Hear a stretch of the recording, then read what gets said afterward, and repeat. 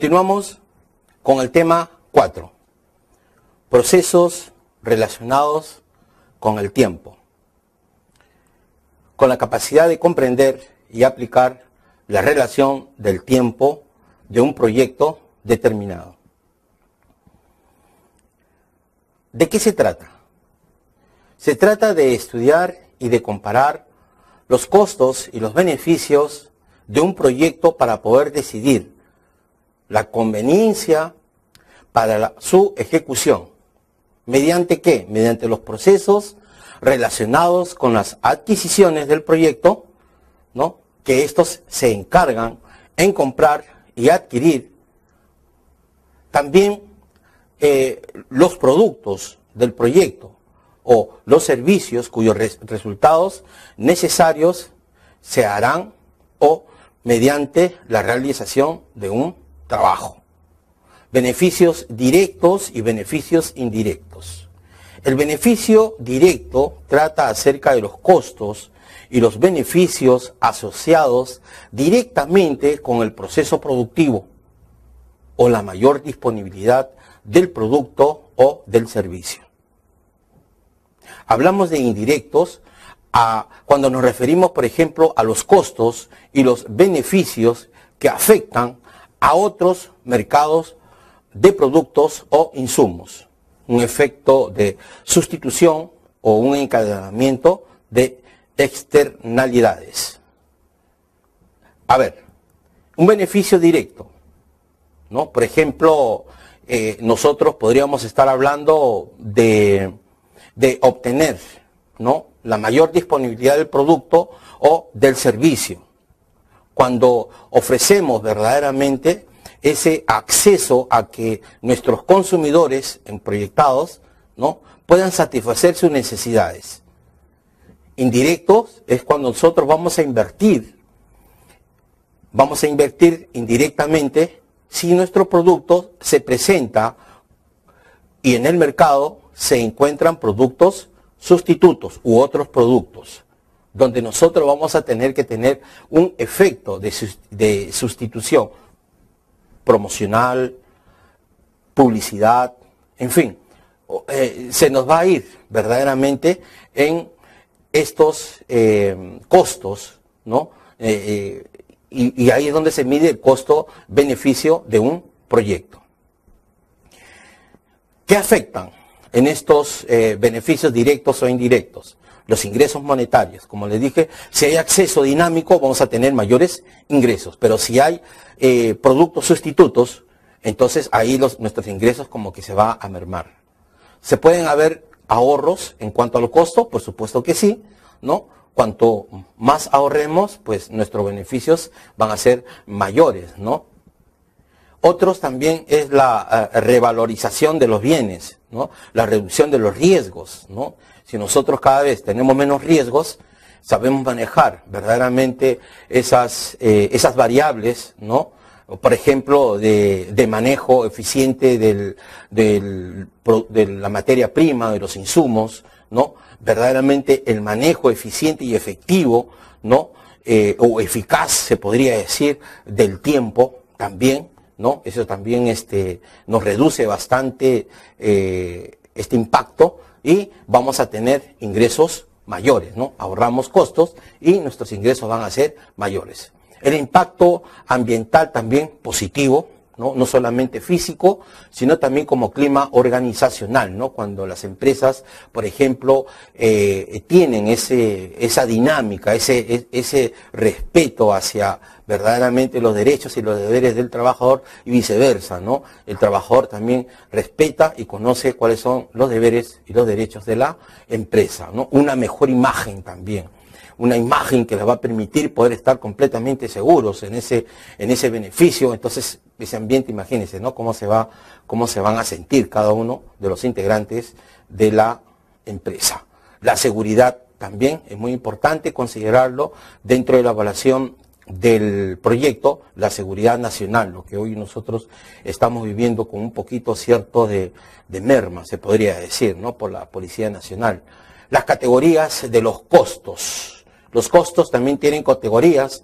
Aquí vamos a ver los costos de inversión, los costos de operación y los costos de mantenimiento. Cuando nosotros hablamos de costos de inversión, estamos hablando que corresponden a los montos de los recursos que se estiman y estas demandarán el proyecto durante las etapas de diseño o de ejecución. Por ejemplo, en los costos de inversión, ojo, que son las estimaciones de las demandas durante la etapa del diseño del proyecto. Por ejemplo, el estudio de diseño, terrenos, las instalaciones, las obras civiles, la maquinaria y el equipo, la supervisión y el asesoramiento, ¿ya? Entonces, eso es el costo de inversión en el cual este monto, ¿no?, va a estar relacionado de acuerdo al diseño que dure la etapa del proyecto, diseño y ejecución. En cuanto al costo de operación, esto corresponde a los montos de los recursos que se estiman que demandará el proyecto durante la operación, que corresponde el gasto corriente que demandará la operación normal del proyecto. Por ejemplo, aquí va a estar involucrado los sueldos, los salarios, los servicios básicos, los arriendos, los materiales e insumos, los combustibles, los costos financieros y los seguros, ¿ya? Entonces aquí en el costo de operación corresponde a todos los gastos corrientes que se demandan en la operativa normal del proyecto. Consideramos entonces ahora al costo de mantenimiento. Aquí corresponden a los montos de los recursos que se estiman que demandará el proyecto durante la operación y la determinación en su momento. Su objetivo es mantener la capacidad operativa del proyecto. Por ejemplo, aquí son las operaciones determinantes en ese momento. Por ejemplo, la mantención o el mantenimiento del equipo, los repuestos, la reparación periódica, ¿no?, del mantenimiento preventivo, los repuestos, ¿no? Si depende del tipo de operación, ¿no?, darle no solamente el mantenimiento preventivo, ¿no?, sino también el mantenimiento en cuanto a las operaciones que se establecen, ¿no?, esa relación, ese vínculo para que la puesta en marcha del proyecto no merme, no se detenga. Y tenemos que considerar todos estos factores, ¿no? Por eso es que se dice que el coste de mantenimiento va a ser lo que se va a estimar durante el proceso operativo determinado, ¿no?, para poder realizar esa capacidad, ¿no?, en cuanto al proyecto.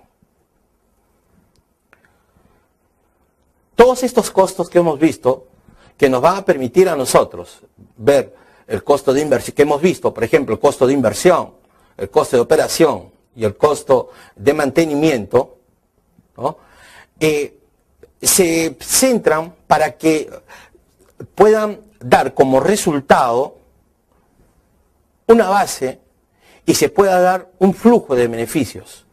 Esto se llama un flujo de beneficios netos.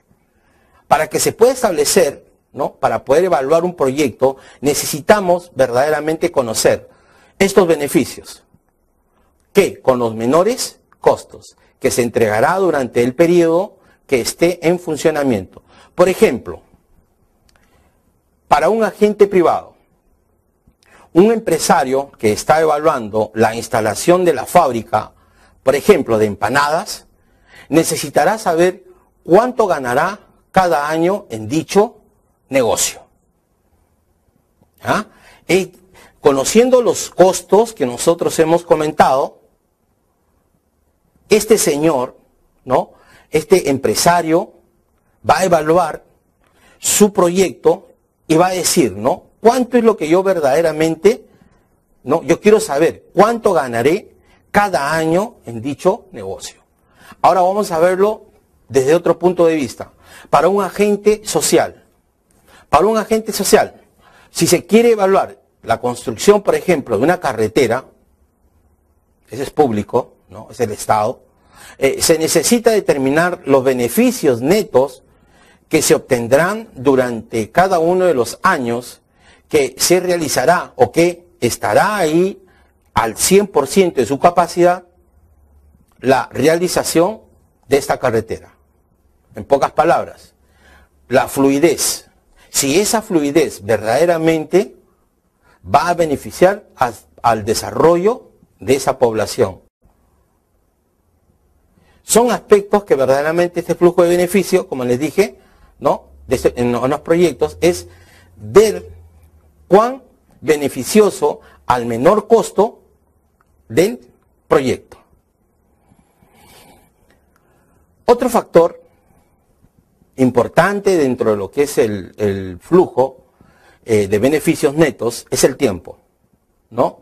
La forma como se planean los tiempos, los procesos administrativos en cuanto a la gestión del tiempo, es la definición de las actividades en un orden, ¿no?, que nos permite a nosotros poder identificar cada una de las actividades que se deban de desarrollar para poder producir el bien o el servicio del proyecto, ¿ya? Esa es una forma también como se va a establecer ese beneficio neto en cuanto al flujo, cuando se definen verdaderamente y se conocen las actividades que se desarrollan en ese proyecto. También la secuencia de las actividades, ¿no? La identificación, interdependencia de las actividades. La estimación también de la duración de las actividades, ¿no? Estimular el número de periodos de trabajo, ¿no?, para poder completar las actividades individuales. En esa malla donde nosotros vemos, por ejemplo, la relación de los nudos con las matrices, ¿no?, con esos vectores, formando así una malla, una red, ¿no?, de ruta crítica inclusive, que nos permite a nosotros poder estimar esa duración de las actividades, ¿no? Pero previo conocimiento, ¿no?, previo conocimiento de cada una de ellas. Vamos a ver otro gráfico también que nos va a permitir a nosotros conocer un poquito más, y ya lo conocen ustedes también, ¿ah? El desarrollo de cronogramas también, ¿no?, dentro de lo que es la gestión del tiempo. ¿Para qué? Nos ayuda para analizar la secuencia de duración y de recursos que crea un cronograma del proyecto. Por ejemplo, los diagramas de Gantt, ¿no? Gantt nos permite a nosotros que en forma horizontal la distribución de forma vertical por las operaciones y horizontal por los tiempos, en cada uno de ellos distribuirlos y sumados nos va a llevar hasta el tiempo determinado o programado por el proyecto. Un resultado de Gantt sería pues el resultado total, la sumatoria total del proyecto. El vínculo que nos permite a nosotros poder relacionar, y cerramos ya con esto, la matriz de esta unidad con el planeamiento de la comunicación. La comunicación que nos permite verdaderamente satisfacer esas necesidades en cuanto a una información y comunicación de los famosos stakeholders. ¿Se acuerdan los stakeholders? Los stakeholders son los que van a estar relacionados directa o indirectamente con alguna actividad, ¿no? Los clientes, los proveedores, los trabajadores, en fin, todos aquellos que están vinculados o se van a beneficiar directa o indirectamente con el proyecto. Esa es una planeación de comunicación que nos permite a nosotros poder tener esa información y ese vínculo de comunicación. Y respondernos a la pregunta, ¿no? ¿Qué no necesita? ¿Qué es lo que se necesita verdaderamente? ¿Cuándo lo van a necesitar, no? ¿Y cómo se entregará en sí? Los stakeholders son los que nos van a preguntar y nosotros debemos de estar preparados. Por eso es que se desarrollan planeamientos estratégicos en un proceso de interactivo, por ejemplo, ¿no? De primera fase, de fase intermedia superior y una fase final, donde se va a relacionar los principios de comunicación, ¿no? De los stakeholders, identificándolos cada uno de ellos. Por eso es que los proyectos deben de tener, saber, conocer, ¿no? Y establecer indicadores que nos permitan a nosotros conocer quiénes son los que directamente se benefician o quiénes son los que verdaderamente nosotros debemos tener la comunicación o los indirectos, mediante procesos de control, cuyos pasos básicos va a ser establecer indicadores de desempeño, determinar estándares de desempeño, medir el desempeño del proyecto, analizar si hay desviaciones del proyecto, tomar acciones correctivas si verdaderamente se necesita el proyecto, ¿ya? Entonces estos procesos también van a tener un papel muy importante, el control, donde nos van a medir mediante indicadores realmente cómo va el proyecto. Implantando metodologías en cuanto al ritmo, en cuanto al proceso, cómo se está dando o cómo se está llevando en sí el proyecto. La gestión de un proyecto, estableciendo mejoras continuas, desde el conocimiento básico, ¿no? Que nos va a permitir a nosotros poder llevar desde un lenguaje común, en cuanto a la comunicación, a un proceso, ¿no? Común, y así sucesivamente hasta llevar a una mejora continua que nos indica verdaderamente que de la manera como se está desarrollando el proyecto. Mediante parámetros, mediante una administración en cuanto a la gestión, que nos permita a nosotros poder mantener ese vínculo, ¿no? Programado, y estar completamente seguro de que lo que nosotros estamos haciendo con respecto a la gestión, pues se esté llevando de la mejor manera. Se establece estándares, ¿no? Cuando hablamos nosotros de control, hablamos nosotros de indicadores, hablamos nosotros de estándares de desempeño, hablamos nosotros de análisis de desviación. Para ello existen estándares internacionales en cuanto a la calidad, ¿no? El ISO, por ejemplo, 9002-2000, ¿no? El 10006, que es el Guidelines for Quality in Projects and Management, ¿no? Son unos estándares que nos van a permitir a nosotros, o indicadores que nos van a permitir a nosotros poder conocer o manejarnos, ¿no? De esta manera, que el proyecto pues esté dando el fruto que nosotros estamos buscando. O sea, el PMBOK, PMI, también es otro estándar internacional, ¿no?